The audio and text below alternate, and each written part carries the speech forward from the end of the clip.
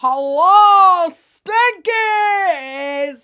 And welcome back to the Messio Hotline, where I crash out on the internet and speak about whatever I fucking want.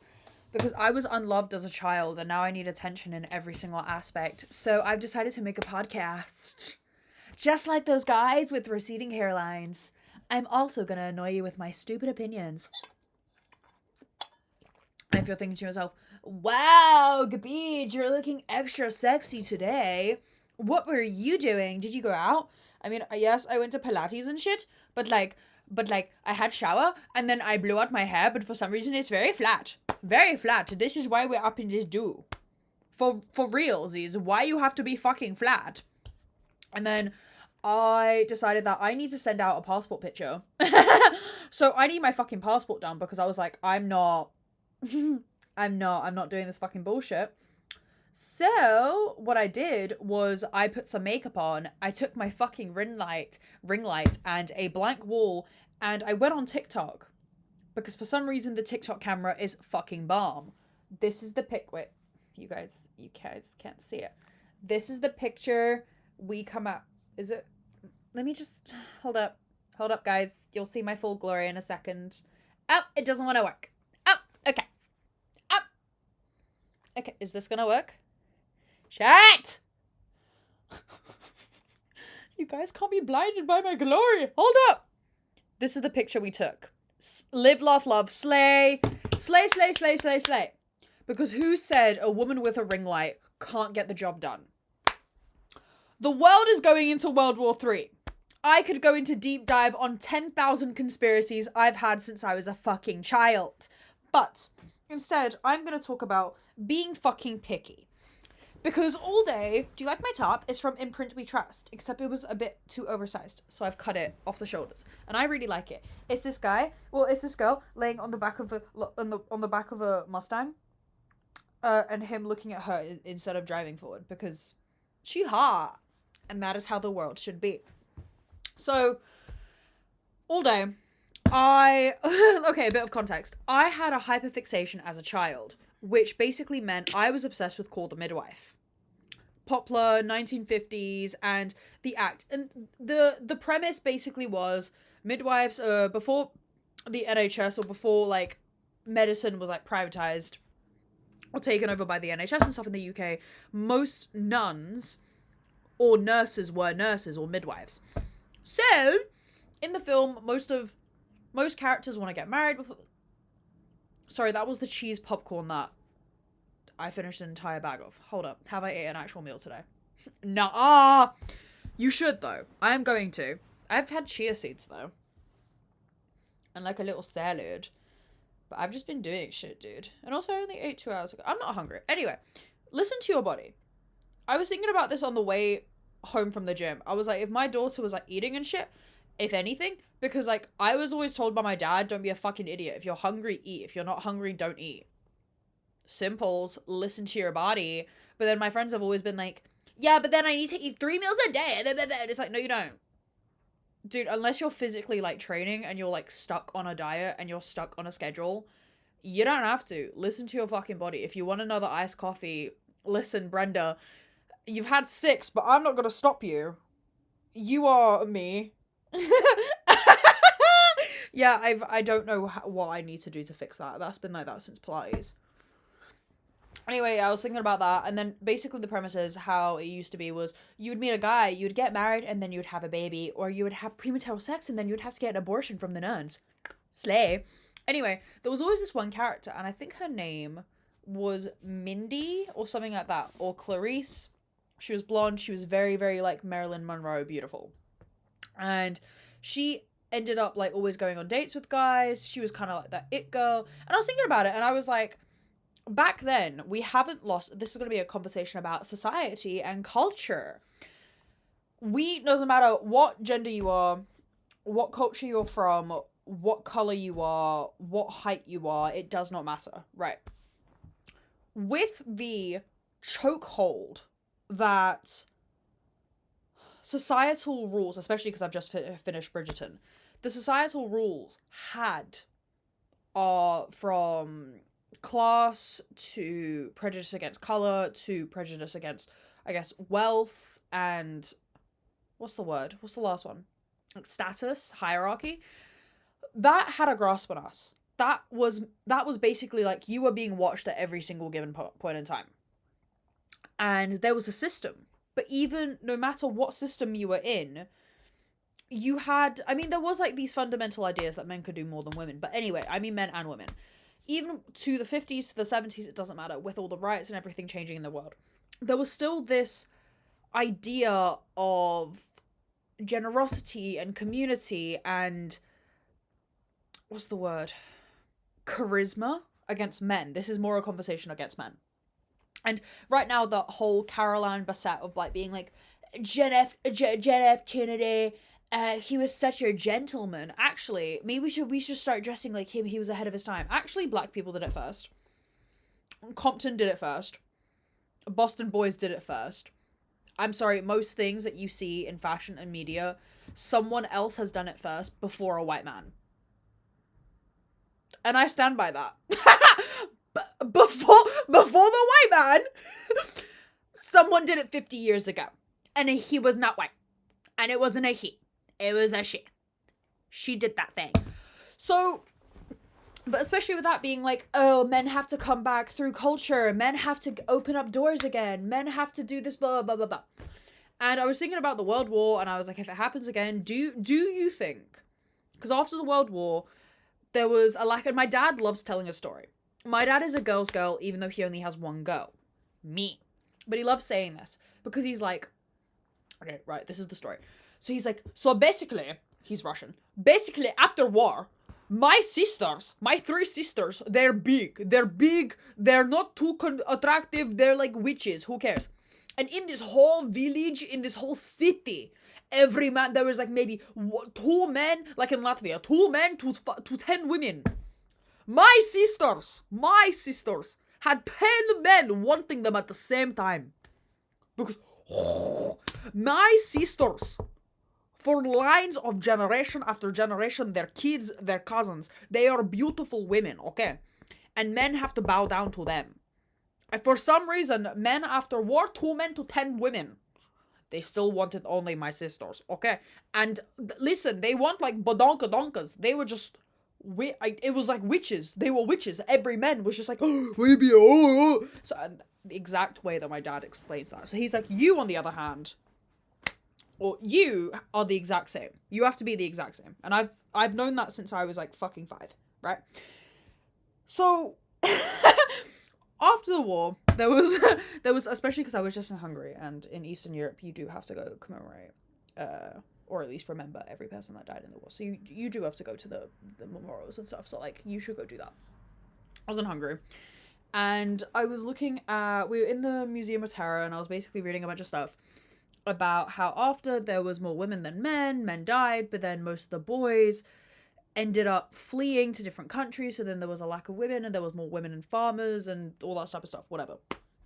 And I was like, where is my point to this? Basically, culture has always been around, but culture within relationships, or courting is what we're going to call it. Courting. Talking stage, situationship, courting, whatever. Courting someone has always had 3 pillars of all the fundamentals of respect and status and dignity, to care what the other person's status and dignity is, not even your own. And third, that you're being watched and surveillanced at all times.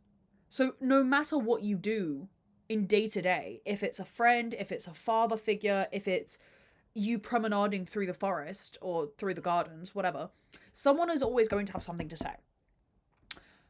But it wasn't because someone always had something to say. It was because, not humiliation or like humility, that was never like,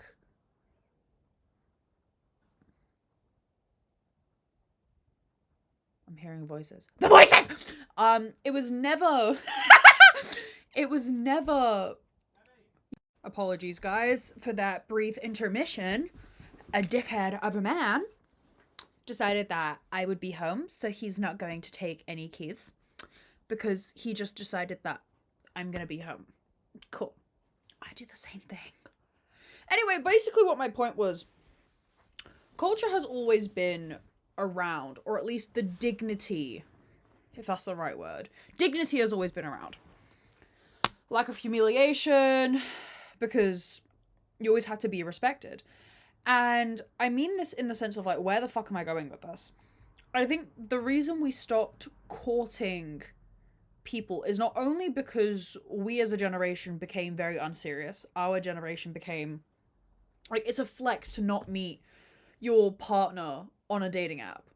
Like, it's a flex to meet them offline, when we did that for fucking years. It's when people are in my ears being like, you never respond to my messages, you never... If you have my phone number, call me. Text me. If it's really that urgent, you will find a way to. But I'm sorry, I don't have to respond to you. Like, unless it's important, I don't have to. In the 90s, you would have come to my fucking house. You don't know where I live? Cool. Shut up. You don't get to be belling me up. I'm gonna block you on my own phone. Stop stressing me out on my own phone. Anyway. So, the reason I was thinking about all of this was, if we went into a third world war and then all that stuff, and then men would go and fight, or women would also go fight, but mostly it would be men because they would choose to. Like, that's genuinely in my head. I feel like they would choose to. I don't know how many people I met when the war in, like, Russia and Ukraine first started years ago, mind you, and I was sitting at this house party with people I used to know, and they were just like, yeah, I would go back to my own country. Yeah, I would go back to my own country and fight. And it was just like, yeah, that makes sense. Like, that makes sense. Like, that is what you would want to do. Men either want to be farmers, presenters on Top Gear, or they want to shoot with guns. They just want to play with guns. Like, that is, it brings them joy, and that's okay. If that's what you want to do, that's okay, dude. I like getting my 10k steps in whilst walking around a fucking shopping centre. I like going to museums and crying at the art. I like going to try out multiple different cafes and sweet treats. This is what I enjoy. So if you enjoy watching three men blow up cars and shoot guns, I don't fucking judge. It does not make you any inadequate, any less inadequate than what you actually are. That's okay. Now sit back down on the fucking toilet, because I know you're watching it on there. Actually, to be honest, 76% of my viewers are female. The rest of you are men, and I want to know where the fuck you've come from, because unless you're my two gay friends, girl, I don't fucking know. But, like, hi guys, I missed you, I love you, I don't know who you are, I love you. Anyway, so back to my original point. Do you think that after the war, this is the main question, do you think after the war, us as a society, because we'll have, or at least the male generation, their brain will be removed, or basically, what's the word? Not subsidized. Isolated. Their brain will be isolated from dopamine and AI bots, and they actually have to think for themselves, and well, I guess phones wouldn't be a thing, even if, I guess phones are a thing in war, like, I've seen the videos. But do you not think that if an actual, like, war broke out and we would have to go, you wouldn't have phones, would you not? Like, that would just be, like, you can track people. Like, there would be drones tracking you from above, but, like, would they not make you not take your phone, because then you would be tracked by your iPhone?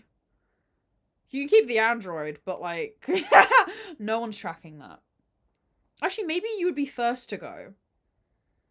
Yeah, that makes sense. Anyway, I was just saying, do you think that maybe as a collective, they would gain some brain cells, and then when they come back, they would either rape all of us, like the Graping of Man King. If you don't know, it was basically just like a village, and it kind of went tits up when all the soldiers came in and they took pictures, and we found them, and they literally were, like, sold for billions of dollars to a museum, but they actually got sold from the museum because they couldn't keep them in the museum because they were too graphic. Anyway, or do you think society would get worse, or do you think it would get better? Because, like, me and my boyfriend, we speak about this all the time. Like, we'll not speak about it, but, like, he's a great little autistic man. He knows exactly what he has, and that is because I've always been picky. My mum is always in my ear being like, you're too fat, you're too this, you're too this. Shut up. He's not gonna leave me. And if he leaves me, that's his problem. I ain't no fight no girl over no idiot. Okay? Shay Jen said that. If you can take my man, you can keep that. I don't fucking care, okay? It is not a reflection on me as a person because I lost someone I love. People lose people every single day. It was their choices and their ideas and their own consequences that led to me leaving. Oh, you think you can cheat on me? Cool, go ahead. You can. Like, I'm not fucking indestructible. You can. But you made me... No, I didn't. No, I fucking didn't. You can cheat on me all you want. Go ahead. You can do that. You chose to do that, though. So I'm gonna leave. What? You hit me. You can hit me. I'm not indestructible. You could probably throw a punch. I'm gonna leave, though. What? So... But... No, because I'm not the problem. You are. You are. So this is... I've always been like this. If you can take my friends, take them. If you can take my parents' love away from me, take them. You did. Both of those happened. If you can take a boy away from me, he can take himself away from me. I can take myself away from that person. And one thing I love about my relationship is like when I say something and I'm like, it sounds a bit stupid, but because like if my homegirl says the sky's blue, the sky's blue. If she says it's green, okay? But then when I say something to my boyfriend and I say something on the lines of like, no, you're not allowed to do that. No, like, when do I ever say that? Hold up. Let me think of an idea.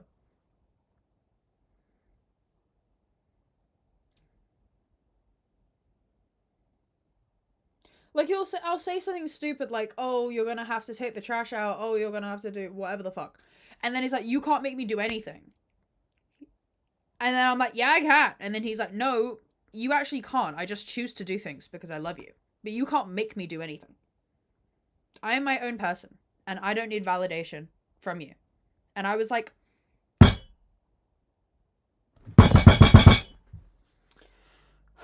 Love a grown-ass man. Sometimes he's right, and that really pisses me off.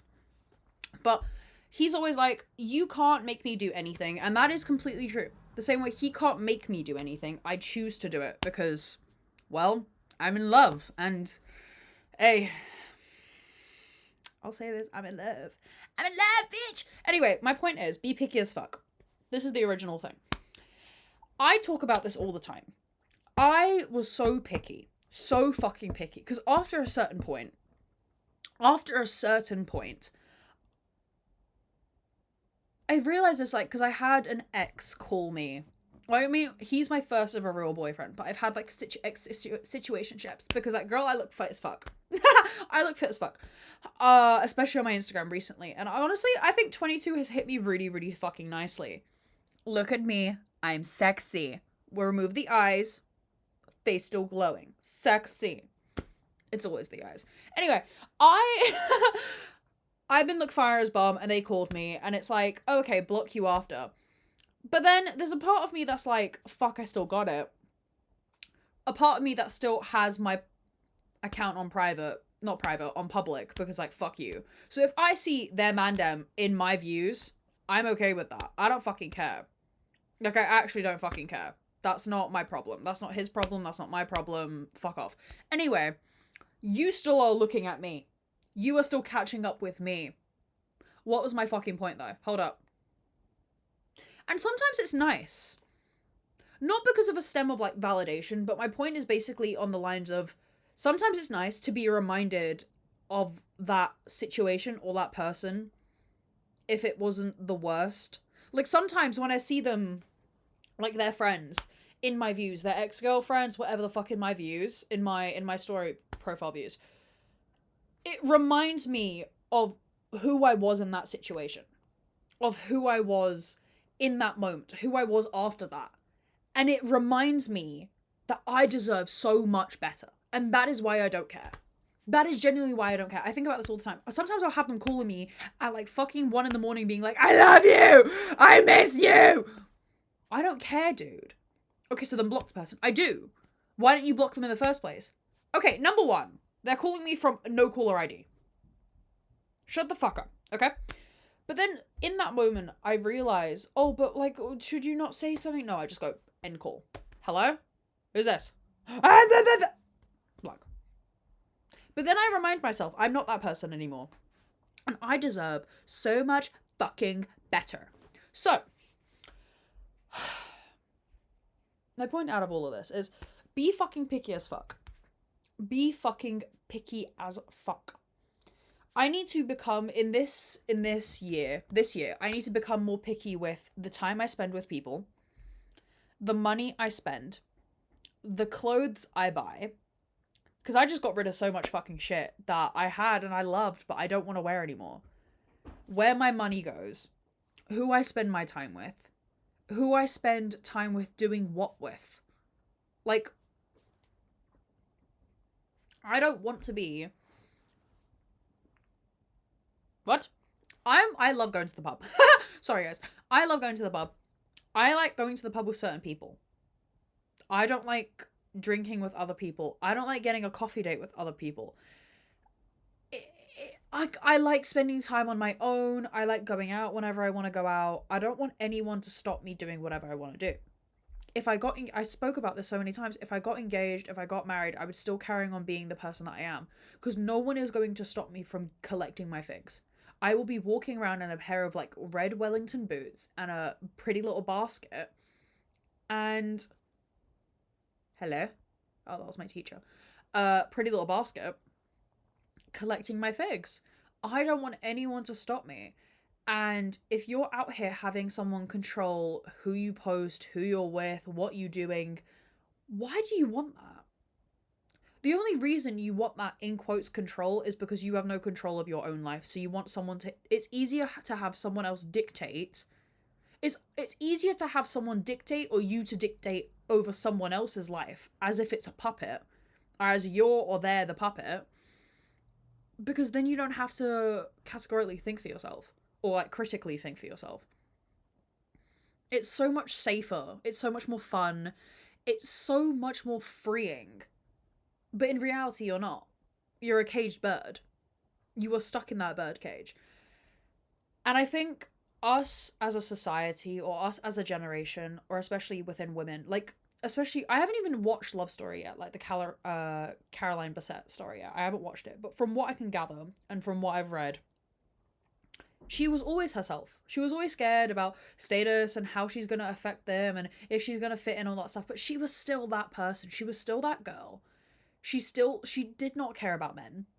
She did not care about what she did. She was that high-ass woman. And I'm not saying you have to be high priestess, high-value woman. No, bitch. You can just be a chill-ass dude. You don't even have to be nonchalant. Don't be nonchalant. Be free. Be lovable. Be the person that you want to be to the people that care the most. You don't have to fill in, or you don't have to confine yourself to people's perceptions of you and their idea of you. You don't have to keep up that image. Because they did all of that on their own. That was their choice to do that. But I think in 2026, you should be so picky, if that's within friends or at least a partner, that so many other things disgust you. Like, to me, my love is my home. Like, there is no... Like, I have a house, but that he is my home. And it is in every single standard of the person that you are in love with, the person that you have closest to you, is a pure representation of how much you love yourself. People pick bad people because that's what they think, or that's what love they think they deserve. So when I had the chance to fall in love with someone, and I'm not saying I didn't have a fucking fear of commitment. I was crying every single day being like, I can't do this, I don't want to do this. I didn't even know if I wanted to do it fully until I was 6 months in. Fully dating this person, and that's such an embarrassing thing to say. But it was true, I did. And it worked because I was physically and fully open about communicating about it. I wasn't gonna not communicate about it. You can't keep my mouth fucking shut. If I'm out here blowing up the fucking toilet, I'm telling you. If I'm out here having a dream about someone, I'm telling you. Why did you think you had to tell me that? Because it's nice, because like I kind of wanted you to know about like what I was thinking and then why I'm thinking about it. Who else am I going to tell? Yeah, you're right. Who else are you going to tell? Exactly. It doesn't mean anything. I'm just telling you because I love you. That makes sense. And then that's usually how our conversations go. Certain things that I think I literally said to myself is like, I'm such a picky person that it kind of stimulates me. It arouses me. It stimulates me to be a picky person. In every single aspect of my life, it gives me such an adrenaline boost. And maybe it feeds my ego, but I don't think it is egotistical because there's no gain from it. There's no status symbol at all. The person that I'm in love with, the way that other people perceive them is going to be completely different because they've never met him. The way that I perceive him is the love of my life, hopefully. But the way that other people perceive him, there's no status. I'm not with him for gain. I'm not with him for clarity. I'm just with him because I'm with him, and it's easy.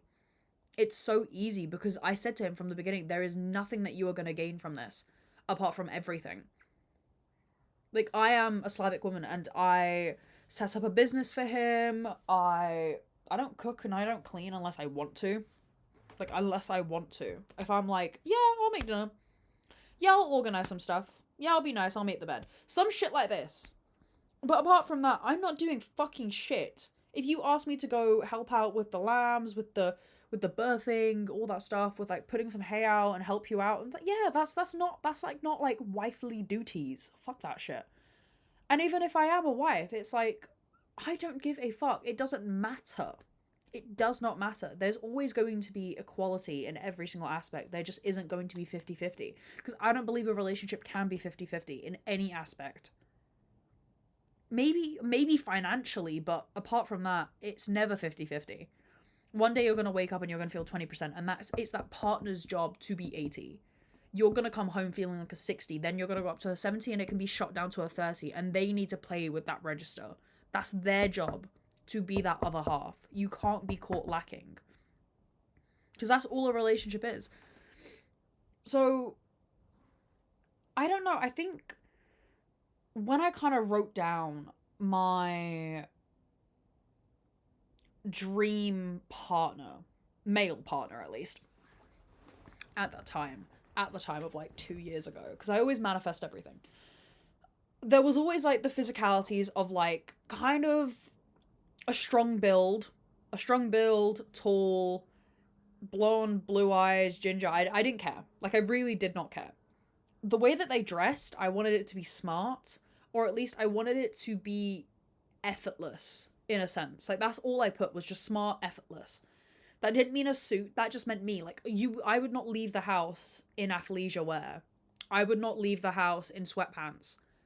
Unless I'm going somewhere. Unless I'm like, oh, this is a really, really casual thing with my friends. Yeah. If I'm going to the gym, yeah. But apart from that, I don't try to. I like walking out with fur coats. I like walking out with heels. I like doing this stuff for myself. And not even because I'm doing it. It's just comfortable. It's my everyday wear.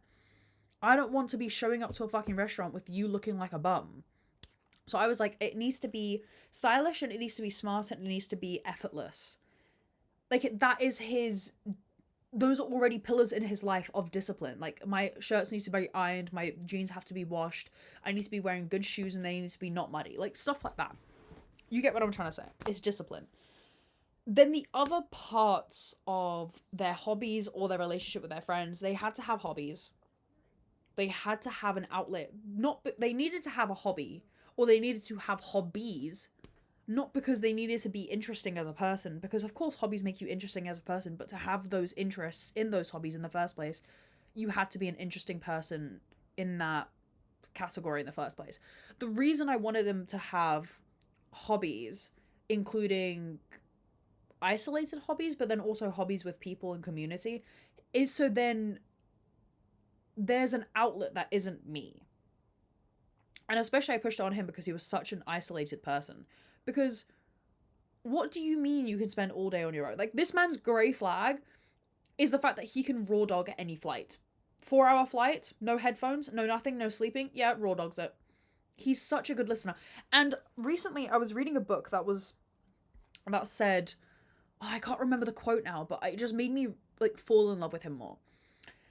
This is all coming up because this is all I was thinking about around my birthday, because yeah, I just had a horrible time with my very explosive family, whatever, and I've never wanted peace more in my life. Now we get the gist. The book was saying on the lines of, you're gonna have to give me a moment.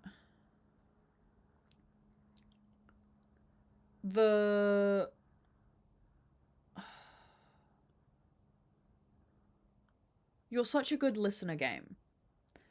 The listening game consists of two people having a conversation back and forth. But that back and forth is not only the listener, but the listenee. And then the talker. There's three people involved. The person that listens never listens. The person that communicates talks. And the person that listens for an in is the person that carries on the conversation. Most of the time when you say that someone's such a good listener, they're not a listener. They're actually interrupting you midway to give you a point about themselves. This is why most dates fail. I love how I'm remembering this off the top of my head.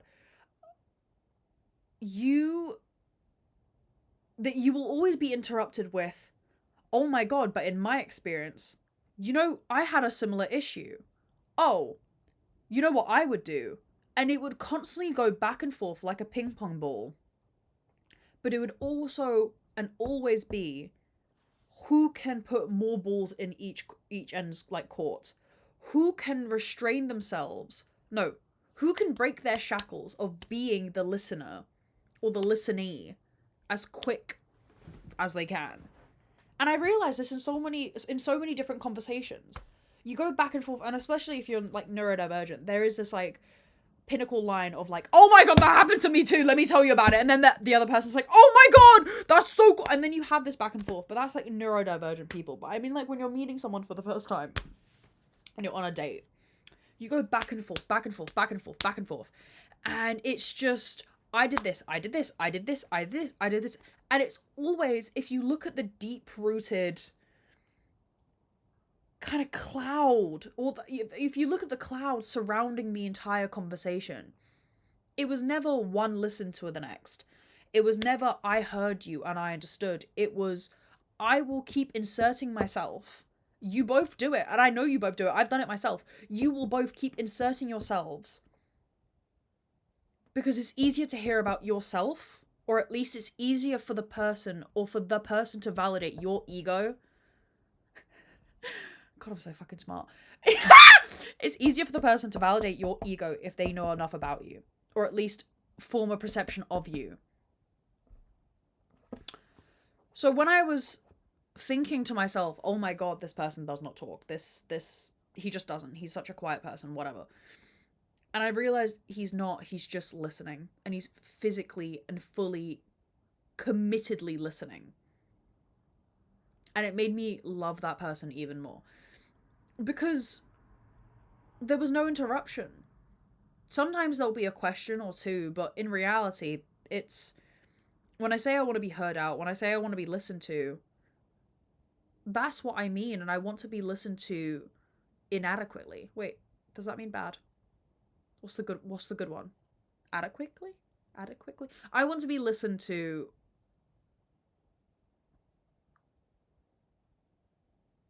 purely. Unrequitedly. There we go. So that was a really, really cool quote that I was basically thinking about. And I said, I want them to be a good listener. I want them to have hobbies, because I don't want me to be a source of outlet, or the only outlet of confidence for them. Because if a man only has one source of like confidence or like outlet in their life, you will be a pillar in every single situation, and you will rue the day that you were born. You will hate it. You will hate it. Because every single emotion will be dictated on your presence, and also dictated by how he's feeling in the moment, because you will be the emotional like punching bag. So I said, okay, this is how I want him to look. This is how I want him to act. These are the hobbies I need him to have, or I want him to have. Not like I want, like it's a need, it's a must. These are the hobbies, or there are hobbies or creative outlets. These are the outlets I want him to have. I want him to be a good listener, and I don't mean listenee, I mean good listener. I want him to be protective, but not only with my emotions, but physically and mentally in every single aspect, even if it dawns to him that maybe I'm not right in the situation, maybe if I'm not, like, not to be, I want to be saved, but to feel safe. Feel safe to say anything I want to do off the top of my head, say anything without any prejudice, say anything without any consequences. I could say to him, oh, I really need to leave right now, I don't want to see you for a month, and there isn't like, oh my god, what have I done wrong? It's just, no, that's okay. Can you tell me why? Do you know why? Would you like to talk about it? What are you going to do in this month? And because he knows that after a month or whatever, I'm still going to be back. I'm still going to be back. And it's just understanding each other and understanding why. But though that why has to be asked. Those 5 questions have to be asked to why, when, where, what made you decide this, whatever. So you have to be so fucking picky. I didn't want to have someone with only 3 hobbies. I didn't want someone with only 2 friends. I didn't want someone that was a slob. I didn't want someone that interrupted me. I didn't want someone that had an idea of what they wanted. I didn't want someone that wouldn't let me be myself. And then when all these things were ticked off my list and more, or at least all these things were ticked off, that's when that entire list got scrapped. Because when you truly are fully committed to someone and when you are fully understanding of what you think you want and what you need, that entire list and idea gets thrown out the fucking window. Because that is when that person actually truly shows you what you want and what you need. I thought I wanted someone strong. I thought I wanted someone determined. I wanted someone that would make money. I thought I would want someone that is as committed as I am. And it's true. I do, but I don't. Not deep down. What I wanted was peace. What I wanted was quiet. What I wanted was someone that doesn't lash out. What I wanted was someone that could solve an issue before the issue even commences. There were so many things that were unmet on that list that I didn't know were supposed to be there. They were there in like invisible ink. And slowly through every week and through every month of dating my boyfriend, it was not only I put the work in, but he did. And I think he feels the same with me as well. This is what I'm saying. You have to be so picky. Because only when those things are met on that list is when you will find the true things that you actually need. And you won't know that you need them until... Because if you don't and you just kind of settle, and there's nothing wrong with settling, but you shouldn't. When you do settle, there's more issues. So the list is here, and we'll say there's 3 things on the list. The more you settle, the more green, red, whatever color you want to call it, flags start popping up. And other things on that list start expanding it. So then these 3 things seem inadequate to everything here. And then those secret invisible things that actually are supposed to be met get lit up like fuck. But they don't get solved. And that's what makes you break up. It's stupid. And I don't think anyone should settle. And I don't think, I don't think there's anything wrong, because a talking stage is a talking stage, but it shouldn't be too long. I think 2 to 3 weeks, a talking stage is fine. And then I think you guys should commit to each other. Like, truly, I actually think, because it's not fucking hard. If you know this isn't the person, then you know you're not committing. What is the fucking point?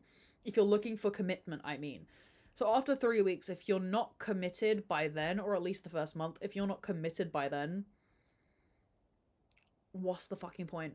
Like, what is the point? You will find someone that wants... If you want to be committed, but that person doesn't want to commit to you, you're just embarrassing yourself. It's a situationship, and a situationship is just a situation that you are embarrassing yourself in. Because that person does not want to be in a relationship with you. Committed to you. Exclusive with you. I don't know. I think everyone should be picky in every single aspect of their life, because you only get one life. It's your life. You don't want to turn 30. You don't want to become a wife. You don't want to have a child or become a mother or an aunt. And then think to yourself, oh, and then think to yourself, oh, I didn't do so many things, or I didn't become the person I want to be before I become this, before I get this label put on me. Like, there's so many things I want to do before I have a label of fiance or mother. Well, I guess mother is more important.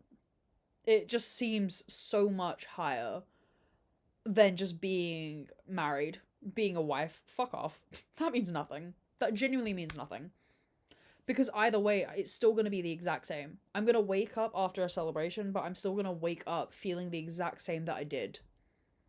Like, it's not the most special day of your life. I'm sorry, I'm going to say that. Because it's not. Because when you are Slavic, like, the moment I started dating Will, it was, here's a business. Or at least, these are things I'm going to say for you to do, and if you don't do them, I'm going to break up with you, because these are things that are going to better your life. These are things that are going to better your health. Here, I bought you new things. These are things that you're going to implement into your life, because it will make you have a better life. And the more I did these things with sternness, or at least demanding this presence of you have to listen to me, basically. Bossiness is what I'm going to say. When I started demanding these things with this entitled bossiness, at first there was like a very, very bad like ripple effect. But then I thought to myself, if you listen to me, you do, and if you don't, that's on you. Because there's so much that I do for myself. There's so much that I do for my friends. And if you can't implement these things that will better your life into your life, I don't want you in my life. Like, I don't. I want you to work out. I want you to eat healthy. And I'm saying you have to be in the fucking gym, because he's not. He's not. I want you to have the best of the best stuff. That doesn't mean the most expensive stuff. That just means the stuff that helps you in every single day. I want you to feel free. So when I set all these things up for him, do I manage them? No, he does. He manages his own schedule. He does all these things. When we were redoing his room and he was like, oh, I need bed sheets and stuff like that. Okay, we're getting 540. 540 Egyptian sheets, pure cotton, breathable sheets, linen. Oh, but what? Didn't even fucking question me. Didn't even fucking question me. Because it will make your life better. You buy it once, it will make your life better. Keep doing this. And each little thing, and not only can you implement these things into your life, and you should before you even get to the idea of like committing to someone, these things build character, these things build discipline. And discipline makes your life so easy. For fuck's sake, discipline makes your life so easy. Oh, I'm going out tomorrow, or like, I'm going out tonight, but I have gym tomorrow. Okay, that's fine. If you always go to the gym on a Tuesday, that doesn't mean you have to do the gym right in the morning. Wake up halfway through, whatever the fuck. Wake up at 12 if you want to wake up at 12, then go to the gym. Wake up at 3 and then go to the gym. If you do, you do, but that still means you went. Go for a walk. You at least did something. If you keep up discipline can be, or at least the fundamental pillars of discipline can be kind of stepped around. But that schedule still has to be there. When you're on holiday, it's a bit more, free and loose or whatever, but that's just a week. That's a week of your life. To have fun, to do whatever you want. Like, I've just been traveling for the last week, eating carbs, doing whatever the fuck. And if you didn't know, I have PCOS, so I try and not eat carbs as much as I can, at home at least, and day to day at work. And then when I'm out, I enjoy restaurants and pasta and food or whatever the fuck. But at home, I try not to, because I'm trying to, like, fix my hormones. And I'm not saying balance my fucking hormones. I'm trying to fix my hormones so then I actually have a regular period and stuff, and my body needs more meat, so I cut down on carbs and eat more protein instead of fiber. This is not a fucking diet. No. Discipline is so easy to manage. And having discipline will make your life so easy. And if that means taking yourself out on dates, if that means trying out a new restaurant every 2 weeks, if that means dating someone that meets your standards and keeps up your standards, if that means only wearing or sleeping in cotton or linen and no polyester, it doesn't have to make sense for anyone apart from you. It does not have to make sense to anyone but you. So be picky. keep up discipline. Men are shit. And I think you will have a great, great, great life. This was just honestly an idea I've had all day, and I just had to talk about it because, I don't know, it just felt right. It felt right in so many aspects and so many different decisions, and I felt like I wanted to talk about it. And I also don't want to be, like, in my life, I know I'm like a girl with a boyfriend, whatever the fuck. Well, when other people perceive me, they're like, oh, she has a relationship and this is it. But in my life, when I think about my own life and in my own head, I'm not. I'm just a girl with a boyfriend. But there's so many more interesting things about me.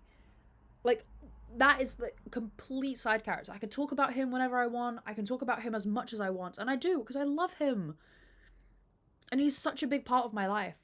But that doesn't mean he's my whole life. The same way I don't want kids to be my whole life. The same way I don't want my career to be my whole life. I don't want my passions to be my whole life. Or at least the goals. My passions, yes, but not my goals. There's so much I want to do, and there's so much I want to see, and there's so much that I can fundamentally create for myself. Passionately, creatively, aspirationally. There's so much I can do without having a label of being someone or being someone's. Collect your figs and make sure it's in a cute basket. Anyway, is there anything else I want to talk about? I need to get some new perfume. I've been trying out some new skincare. I've been vlogging. The Budapest vlog is coming out. And if I have any more ideas this week, I guess this will be a 2-week thing, 2-week video. Anyway, if you're actually listening, I'm really, really happy that you are. But apart from that, I have nothing else to say. So, I love yous. I'll see you when I next have an idea. Bye.